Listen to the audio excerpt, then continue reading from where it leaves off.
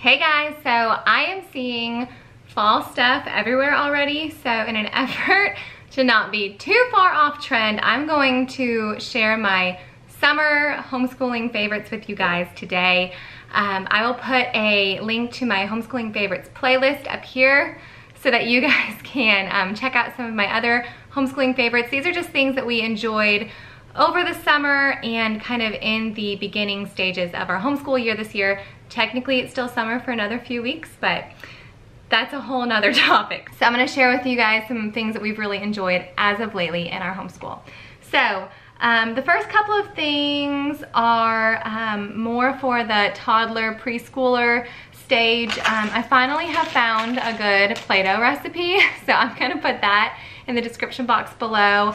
Play-Doh has been like Annabeth's favorite thing, so I'm really glad because Eli wasn't super into it.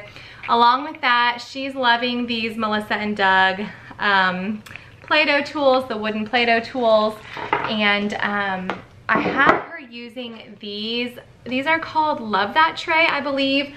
These are awesome for anything that she does, whether it's food or playing or painting, finger painting, whatever. They're dishwasher safe. They're usually cleaner than this, but I just grabbed the one she's been using. They have this little edge that you can kind of tilt and pour anything off, which is awesome. And it comes in a pack of 4, and they're a pretty good price. So we love those, love the Play-Doh tools, and love the Play-Doh recipe. Another thing that we've been loving lately is this. This is like a little apple tree building kit. I will actually insert here an idea of how it gets put together, but this is something that Eli loves to play with, and that with Annabeth, she can play with it supervised. She tries to fit all the leaves into the little holes. I don't give her the little apple pieces because she's much too young for that. Even with supervision, she can pop that in her mouth way too quickly, but this is just a fun toy, another wooden toy for them to play with while they're listening to you read or whatnot. So we are loving this toy, and again, this is just another toy that was a pretty decent price, so I was very excited about that. Another thing that I finally bit the bullet and just bought were these Scrunch Maps. I bought a USA one, and then I also bought the world one, even though we're not technically doing you know, world geography this year. We're doing US and North American geography. So it scrunches up into here. It is water resistant. It doesn't rip. I'm sure I'm the last one to actually get one of these, but essentially it doesn't rip, and you don't have to have primary colors hanging all over your walls if you are like us and you homeschool in a living space. The nice thing is that you can smooth it out and you can read the details on there. So this is something that my kids are loving. And well, I mean, my kids don't love it any more than another map, other than the fact that they can kind of be a little more rough with it and use it on the floor and stuff.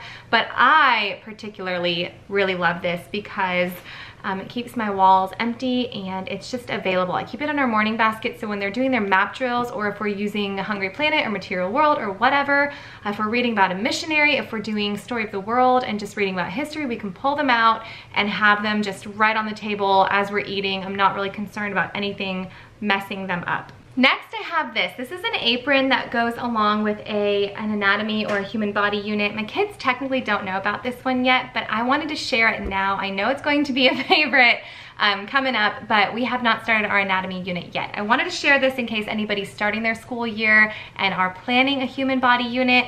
This is really fun. This is an apron that comes with all these little pieces to stick on.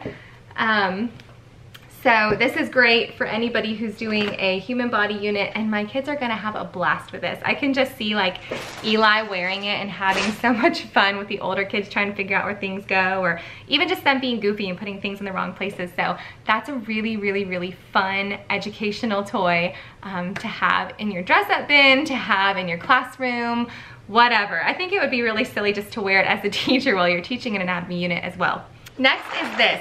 Ooh, that was a little loud.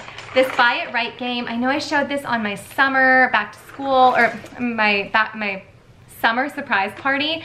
This game we've pulled out all summer, and we also pull out every single Fun Friday. I shared it on my Instagram. If you want to check out my Instagram, I have a video on my Insta stories that's saved, I think under just homeschool, of us playing the Buy It Right game. It is great for all of my kids' ages.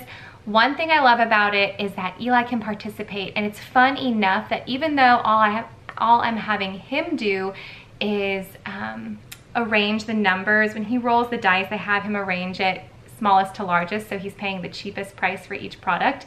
But the board game's colorful enough, and the idea behind the game of trying to fill up your shopping cart is fun enough for a 4 or 5-year-old that he's not really catching wind of the fact that he's not fully playing the game. For Jesse, it's great. He's 7. I'm having him do all of the addition as far as, you know, taking his money and paying me the right amount. For Bella, the difficulty for her and what I'm having her work on with it is giving correct change. So she's been our bank worker, our ATM machine during every game, and that gives her a challenge as well. So that's something that we're all working on, is the money thing for my older kids, so that's great for them.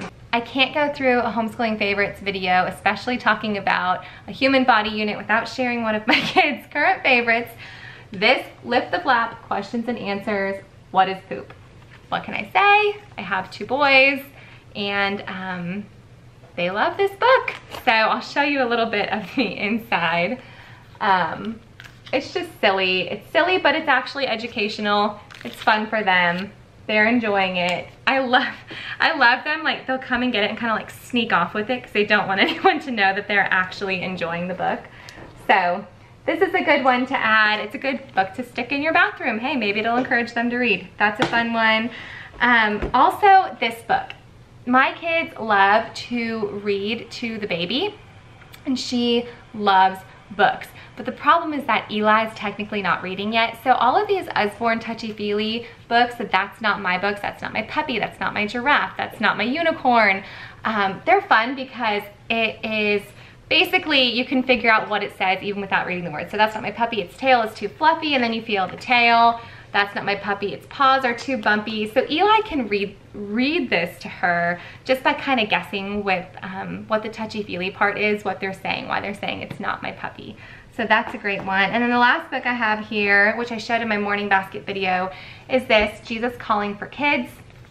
Technically it's not homeschool related because we do this as a family, but if we miss our family dinner one night or we don't have a chance to read it at our family dinner, then I will read the previous days devotional in our morning basket in school. I love this devotional. It's really, really great. It's very short, so it keeps their attention, but it's very to the point, and it's very good for all of my kids' ages, again, except for the baby, of course. And then a couple of things for me, for the moms. I am loving this shirt. It says, why y'all trying to test the Jesus in me?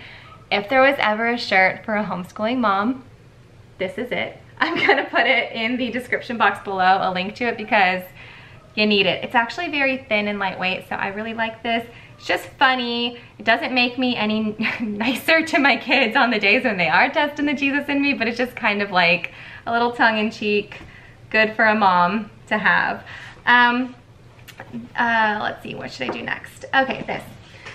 I ordered this Bible cover off of Amazon. It was really inexpensive, but it's really well made. When we go outside to do recess time is when I do my journaling and my Bible and even my planning. I bring my planner out there. So this nice big front pocket kind of fits everything. I do have certain highlighters and pencils that I really like, but the kids are always getting at them, and I didn't really have a Bible cover before, so I just wanted to find one that was like a decent price and held stuff.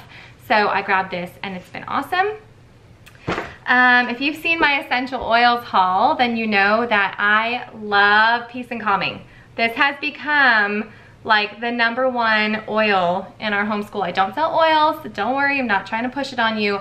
But along with this favorite, I want to ask, what are your favorite essential oils? Whether you use doTERRA, Young Living, or what you can find on Amazon, I want to know what your favorite oils are to diffuse in your classroom, because I would love more ideas. So we are loving this. And then last but not least, actually, yeah, last but not least, no, 2 things. This sprocket is super cool. My mom got this for me about a year ago. I didn't always see the value in our homeschool though. So this prints small pictures about this size right off of your cell phone. The cool thing about this, it connects with Bluetooth or Wi-Fi or whatever, is that a lot of the things that we do in homeschool aren't necessarily on paper. And so we, for example, history, we get together with a group. So the only thing we really have to show for history are the coloring pages, which I don't want to stick in their portfolio. So what I do is I'll get a picture of the activity that we're doing, and then I'll just print it, and it's like stickers, and I can just put a sticker, put the picture sticker on our coloring page, and then I have it saved for their portfolio. So that's great. And then the last thing is Audible. I finally got an Audible subscription, and I fully see the value in it. I guess I was just holding out because I believe that I should be the one to be reading to them. But I read everything. Mostly like, I read their history, I read their science, I read their math. So just to get to read aloud, it was something that I was really not doing well with, or I couldn't find the balance between reading picture books to my younger ones and reading chapter books to my older ones. So I finally got an Audible subscription. And another thing I want to know, have you held out or have you gone for it and gotten the Audible subscription? Do you see the value in it? I immediately purchased like a $25 audiobook, and I'm only paying $14.95 a month. And then you get an additional 30% off any other audiobooks that you buy. So I'm excited. We've been reading like multiple chapters a day now of the Little House series instead of one when I was reading it. We were just reading one, and I just sit in there with them and doodle alongside them. So we're loving that. Okay, let me know in the comments below what your homeschooling favorites are lately, this month, over the last couple of months. I want to know what things you just couldn't live without in your homeschool, what things you guys are especially loving as the school year is getting kicked off here. So I will see you guys soon. Bye.